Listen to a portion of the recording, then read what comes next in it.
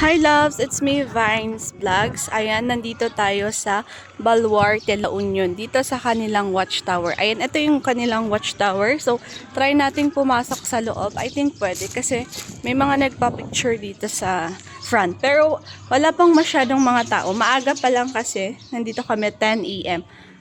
So ganito pala siya, yung itsura niya mga loves ko. Daming mga birds. Binabahayan pala ata yung nilagay nilang ano. Ayan. I think may ilaw to pag gabi. Wow. So, ito yung watchtower nila. So, try natin ipalipad mamaya dito yung aking drone.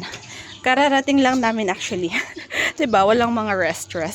So, tignan naman natin yung kanyang background. Ayan. Syempre, dagat. Oh my gosh, dagat. Kasi dito, hindi siya, white sand. Dagat siya. Mga bato-bato. Yan, masakit sa paa yan. Ayan siya, napapalibutan siya. Hindi pala napapalibutan, background lang, sorry. My gosh, ang dami kong mga mini vlogs na nagkakamali ako sa mga sinasabi ko. But anyway, pagpasensyahan nyo na ako. Yan, tagal-tagal na natin nagsasalita sa camera. Pero nagkakamali pa rin tayo ng mga sinasabi. So, ganun talaga. We are not perfect. Wow, look at that. May mga nagbabangka. Yan.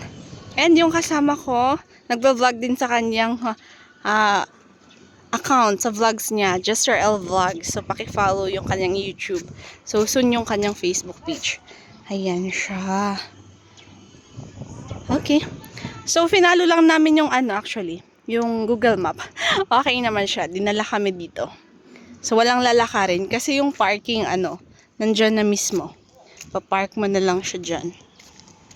Ayan, malawak yung parking lot. Yan. So, parang kami-kami lang, guys. And then, yung mga nakikita nyo dyan. Ayan siya.